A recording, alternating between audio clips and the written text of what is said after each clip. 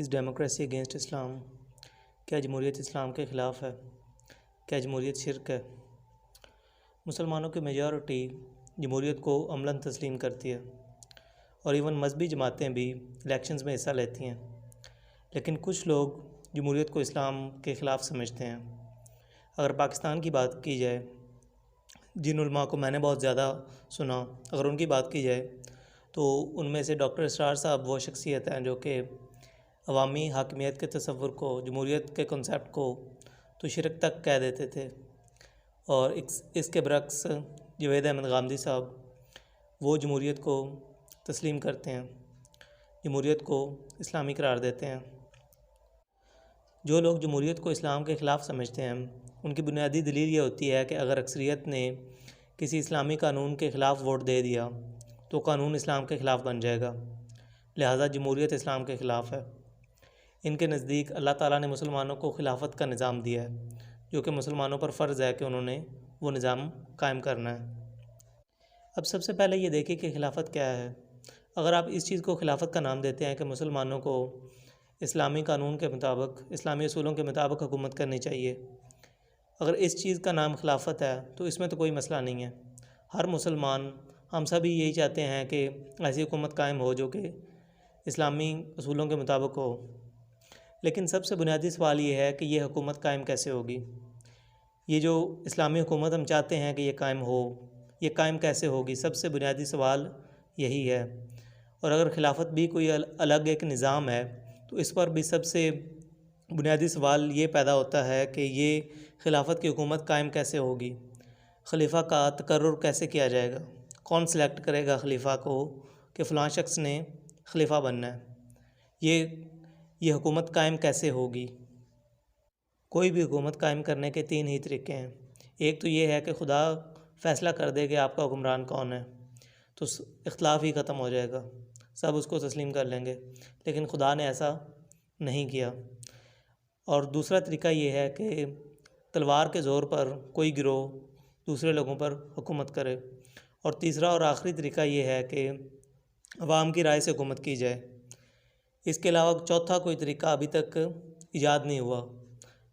ये तीन ही तरीके हैं, या खुदा फ़ैसला करे, या फिर तलवार के ज़ोर पर कोई एक गिरोह दूसरों पर हुकूमत करे, या फिर अवाम की राय से हुकूमत की जाए।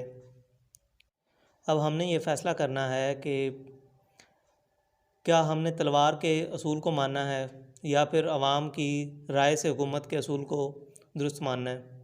क्या खलीफा तलवार के ज़ोर पर बनेगा? अगर तलवार के ज़ोर पर बनेगा तो यहाँ भी तो ये इम्कान मौजूद है कि तलवार की ताकत अगर गलत आदमी के पास आ गई और वो खलीफा बन गया तो क्या वो इस्लाम के असूलों की परवाह करेगा? और मुसलमानों की तारीख़ में ऐसा हो चुका है कि जब तलवार की ताकत किसी गलत आदमी को मिली है तो उसने इस्लामी असूलों की परवाह नहीं की। अगर तलवार को असूल के तौर पर मान लिया जाए तो अगर कोई गलत शख्स खलीफा बन गया है तो क्या तरीका है उसको हटाने का जंग के बगैर। और जंग का भी लफ्ज़ हमें बड़ा अच्छा लगता है, लेकिन जंग करना आसान नहीं होती। हमें बड़ा ये आसानी से हम कह देते हैं कि जंग करके हम सिस्टम को इस्लामी बना लेंगे। असल बात यह है कि जंग भी अवाम की ताकत से ही लड़ी जाती है। इसमें भी अवाम के पास ही ये फ़ैसला करने का हक़ होता है कि वो सही का साथ दें या फिर गलत का। तो जो लोग आपको वोट नहीं देते वो आपके साथ मिलकर जंग करेंगे किसी सिस्टम को चेंज करने के लिए। वोट देना आसान होता है या फिर जंग करना आसान होता है? वोट देना तो बहुत आसान होता है, लेकिन लोग आपको वोट भी नहीं दे रहे तो क्या वो आपके साथ मिलकर जंग करेंगे? जमहूरियत को तो आप इसलिए हराम समझते हैं कि इसमें अवाम के पास ये फ़ैसला आ जाता है कि वो सही का साथ दें या फिर गलत का। तो जंग में भी ये फ़ैसला अवाम ही करती है कि वो हक़ का साथ दें या फिर बातिल का। और जमहूरियत में अगर किसी गलत आदमी के पास हुकूमत आ गई है तो फिर भी हमारे पास ये ऑप्शन मौजूद होता है कि हम 5 साल बाद, 10 साल बाद, 20 साल बाद, अब ये 5 साल की मुद्दत अहम नहीं है, इस मुद्दत को तब्दील किया जा सकता है। तो 5 साल बाद या 10 साल बाद अवाम के वोट के ज़रिए से उसको तब्दील किया जा सकता है। अगर कोई गलत हुक्मरान आ गया है तो उसको तब्दील किया जा सकता है। लेकिन अगर तलवार के असूल को मान लिया जाए तो जंग के बगैर हुक्मरान को तब्दील करना मुमकिन ही नहीं है। और जंग का सिर्फ हमें लफ्ज़ ही अच्छा लगता है, हम बड़ी आसानी से कह देते हैं कि जंग करके सिस्टम को इस्लामी बना लेंगे। जो लोग हमें वोट नहीं देते वो क्या हमारे साथ मिलकर जंग करेंगे? तो ये बहुत ही अहम सवाल है। और एक और अहम सवाल ये भी है कि 1400 सालों में खिलाफत राशिदा के बाद आपने कितनी मरतबा तलवार के ज़ोर पर इस्लामी हुकूमत बहाल की है? कोई एक एग्ज़ाम्पल दे दें, कोई एक एग्ज़ाम्पल दे दें।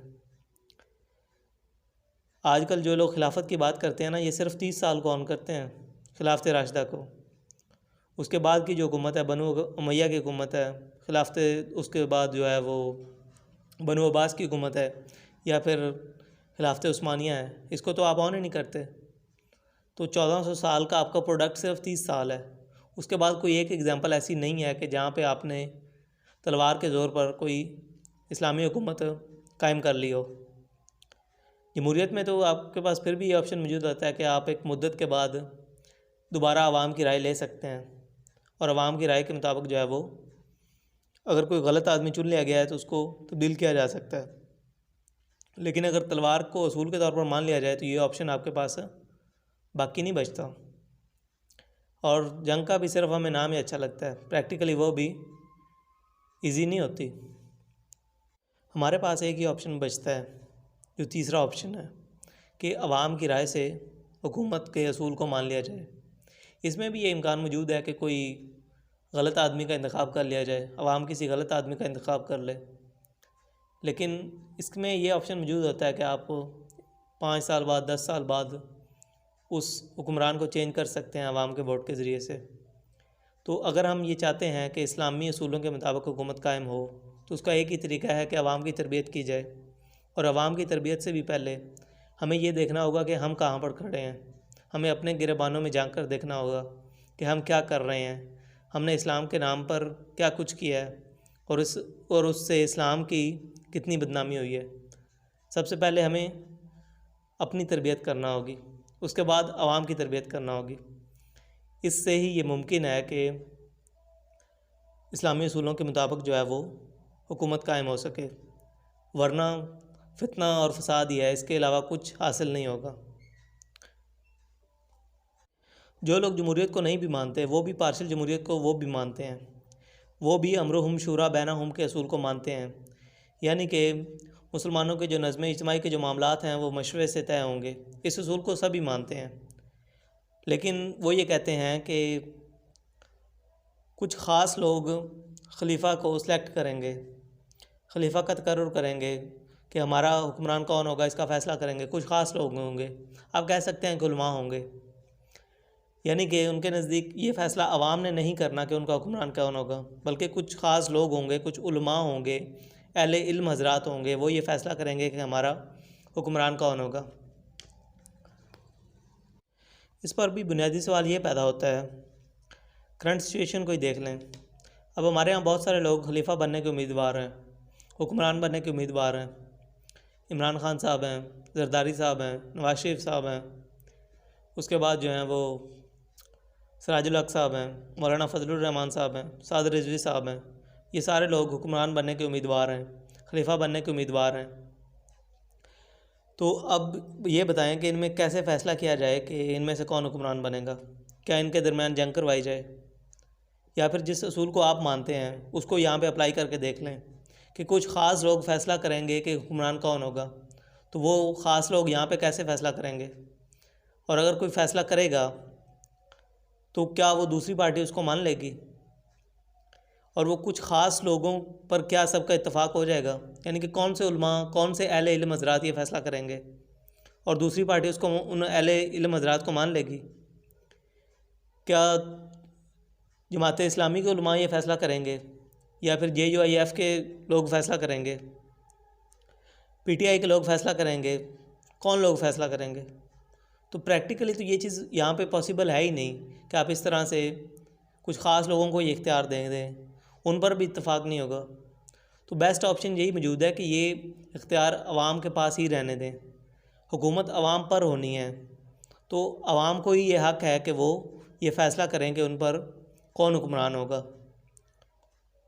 एक और सवाल ये है कि आप ये मानते हैं कि कुछ अहले इल्म हज़रात हुक्मरान का फ़ैसला करेंगे कि हमारा हुक्मरान कौन होगा। अब अगर मिसाल के तौर पर वो किसी गलत आदमी का इंतखाब कर लेते हैं, कोई ऐसा आदमी जिसकी हुकूमत को आप समझते हैं कि वो इस्लाम के ख़िलाफ़ हुकूमत है, तो क्या आप उसकी हुकूमत को कानूनी लिहाज से एक्सेप्ट करेंगे या नहीं करेंगे? ये सबसे अहम सवाल है। यानी कि आप ये समझते हैं कि उसकी हुकूमत इस्लाम के ख़िलाफ़ है, इस्लामी लिहाज से गलत है, तो क्या आप उसकी हुकूमत को कानूनी लिहाज से एक्सेप्ट करेंगे या फिर नहीं करेंगे? अगर आप ये कहते हैं कि हम नहीं एक्सेप्ट करेंगे, तो फिर भी आप अमरुहुम शुरा बैनहुम के असूल को नहीं मान रहे, आप मशवरे को नहीं मान रहे, और इसका नतीजा सिर्फ ये निकलेगा कि इससे फ़साद पैदा होगा। हर शख्स की अपनी डेफिनेशन होगी कि ये हुकूमत इस्लाम के ख़िलाफ़ चली गई है, अब मेरे ऊपर फ़र्ज़ हो गया कि मैं इसके ख़िलाफ़ जो है वो जिहाद का ऐलान कर दूँ। तो इन चीज़ों को आपको उसूली लिहाज से ही इन चीज़ों का फ़ैसला करना चाहिए कि आप कहाँ पर खड़े हैं। अगर कोई शख्स फ़ैसला कर देता है, कुछ लोगों को आपने इख्तियार दिया है कि वो ये फ़ैसला करेंगे कि ये हुक्मरान ये होगा, अगर वो गलत फ़ैसला कर देते हैं तो उस हवाले से भी आपको ये चीज़ कानूनी लिहाज से बतानी चाहिए कि फिर आपका उसके ऊपर रिएक्शन क्या होगा। और अगर रिएक्शन ये होगा कि आप उसके हुकूमत के ख़िलाफ़ बगावत करेंगे, तो आप असल में अमरुहुम शुरा बैनहुम के असूल को नहीं मानते, आप दूसरों की राय को तस्लीम नहीं करते। अगर तलवार को असूल के तौर पर मान लिया जाए तो इसके नताइज बहुत ही भयानक निकलते हैं। इससे सिर्फ फितना और फसाद पैदा होता है। अब ख्वारिज कौन लोग थे? वो सहाबा के बारे में ये कहते थे कि असल इस्लाम तो हम मानते हैं, आप तो मॉडरेट लोग हैं, असल इस्लाम तो हम मानते हैं, आप तो इस्लामी उसूलों के मुताबिक हुकूमत कर ही नहीं रहे। उनका असल इख्तिलाफ ही यही था, इसलिए वो जंगें भी हुई सारी। तो इस असूल को अगर आप मान लें तो कोई शख्स भी ये उठकर खड़े होकर कह देगा कि हम तो इस हुकूमत को मानते ही नहीं हैं, लिहाजा वो जो है ना वो ऐलान जंग कर देगा, जिहाद का ऐलान कर देगा कि ये तो गैर इस्लामी हुकूमत है और इसके ख़िलाफ़ हम जिहाद कर रहे हैं। आज भी अगर आप तलवार के ज़ोर पर मुसल्लत होना चाहेंगे किसी पर, तो रिज़ल्ट यही निकलेगा। बहुत सारे इख्तिलाफ़ात पाए जाते हैं, कोई भी नहीं इस तरह से आपकी हुकूमत को मानेगा। तो सबसे बेहतर तरीका यही है कि आवाम को ये फ़ैसला करने का हक़ दिया जाए कि उनके ऊपर किस बंदे ने हुकूमत करनी है। और अगर हम चाहते हैं कि इस्लामी उसूलों के मुताबिक हुकूमत कायम हो, तो उसका एक ही तरीका है कि हम आवाम की तरबियत करें, आवाम के ऊपर फोकस करें, उनकी तरबियत करें कि वो सही आदमी को वोट दें, आवाम के अंदर शऊर पैदा किया जाए। इसके अलावा और कोई ऑप्शन मौजूद नहीं है। एक और जो बड़ी अहम चीज़ है वो ये कि सहाबा के दौर में तो जमहूरियत नहीं थी, उस दौर में तो हर बंदा एक एक वोट नहीं देता था। तो आज के दौर में ये जमहूरियत आ गया, हम इसको कैसे तस्लीम कर लें? लेकिन हर चीज़ को उसके कॉन्टेक्स्ट में रख के देखना चाहिए, अपने वक्त के लिहाज से देखना चाहिए। सहाबा कराम ने अपने वक्त के लिहाज से जो बेस्ट पॉसिबल तरीका हो सकता था हुकूमत करने का, उन्होंने वैसे हुकूमत की है। नबी अलैहिस्सलाम के विसाल के बाद जब हज़रत अबू बकर खलीफा बने हैं, तो वो तलवार के ज़ोर पर खलीफा नहीं बने थे, तलवार के ज़ोर पर वो दूसरे सहाबा पर मुसल्लत नहीं हुए थे। सहाबा ने उनकी बैत की थी तो वो खलीफा बने थे। अगर सहाबा किसी और शख्स की बैत कर लेते तो वो खलीफा बन जाता। इसी तरह से हज़रत अबू बकर की वफ़ात से पहले उन्होंने हज़रत उमर को नामज़द किया था, तो इसमें भी ऐसा कोई मसला नहीं है। अगर उस नामज़दगी को दूसरे लोग रिजेक्ट कर देते तो हज़रत उमर के बजाय कोई और शख्स खलीफा बन जाता, तो वो भी कोई जबरन हुकूमत नहीं थी। इसको आप एक और एग्जांपल से समझें कि अब अगर कोई पार्टी हुकूमत कर रही है तो उनका जो सरबराह है, वो हुक्मरान जो है वो फौत हो जाता है, तो उसी पार्टी में से कोई और शख्स हुकूमत करेगा। ऐसा नहीं होगा कि वहाँ पे दोबारा इलेक्शन स्टार्ट हो जाएंगे। तो इसी तरह से आप इस चीज़ को देख सकते हैं। इसी तरह से हज़रत उस्मान की हुकूमत, उसके बाद फिर हज़रत अली की हुकूमत, तो सहाबा ने उनकी बैत की थी तो उन्होंने हुकूमत की थी। ऐसा नहीं था कि उन्होंने ज़बरदस्ती तलवार के ज़ोर पर हुकूमत जो है वो की थी। तो हर चीज़ को उसके कॉन्टेक्स्ट के लिहाज से देखना चाहिए, अपने वक्त में चीज़ों को रख कर देखना चाहिए। और दूसरी चीज़ ये है कि जमहूरियत एक असूल है और इसको हर ज़माने में लोग अपने अपने वक्त के लिहाज से मुख्तलिफ़ तरीके से इम्प्लीमेंट करेंगे।